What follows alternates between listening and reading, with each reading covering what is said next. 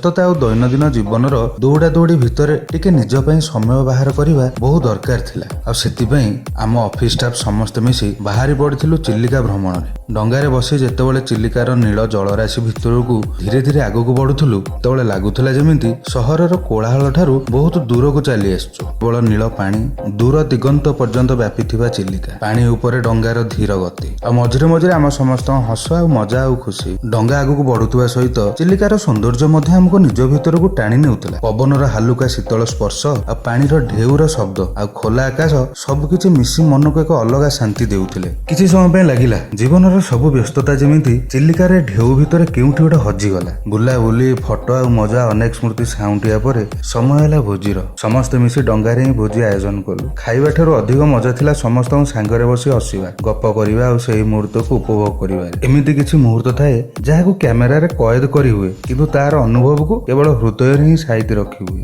ଚିଲିକାର ସୁନ୍ଦର ପରିବେଶକୁ ଉପଭୋଗ କରିବା ପରେ ଆମେ ପରବର୍ତ୍ତୀ ଗନ୍ତବ୍ୟ ଥିଲା ପବିତ୍ର କାଙ୍କଣ ଶ୍ରୀକ୍ଷେତ୍ର। ସେଠାରେ ପହଞ୍ଚି ମହାପ୍ରଭୁ ଶ୍ରୀ ଜଗନ୍ନାଥଙ୍କ ଦର୍ଶନ କଲୁ। ଦିନ ସାରା ବୁଲାବୁଲି ଆଉ ମଜା ପରେ ମହାପ୍ରଭୁଙ୍କ ଦର୍ଶନ ମନକୁ ଟିକେ ଅଲଗା ଶାନ୍ତି ଦେଉଥିଲା। ଗୋଟିଏ ଦିନରେ ଏହି ଯାତ୍ରା ଥିଲା ପ୍ରକୃତିର ସୌନ୍ଦର୍ଯ୍ୟ ଆଉ ସାଙ୍ଗମାନଙ୍କ ସହ ହସ ଖୁସି, ଡଙ୍ଗାରେ ଭୋଜି ଆଉ ଶେଷରେ ମହାପ୍ରଭୁଙ୍କ ଦର୍ଶନ। ସତରେ ଏହି ଯାତ୍ରା କେବଳ ଗୋଟିଏ ପିକନିକ ନୁହେଁ, ଏହା ଥିଲା ଆମ ସମସ୍ତଙ୍କ ଏକ ସୁନ୍ଦର ସ୍ମୃତି, ଯାହା ଆଗକୁ ମଧ୍ୟ ମନେ ପଡ଼ିଲେ ମୁହଁରେ ହସ ଆଣିଦେବ। ଚିଲିକାର ସୁନ୍ଦର ଯାତ୍ରାର ଏହା କିଛି ଥିଲା ଅଭୁଲା ସ୍ମୃତି।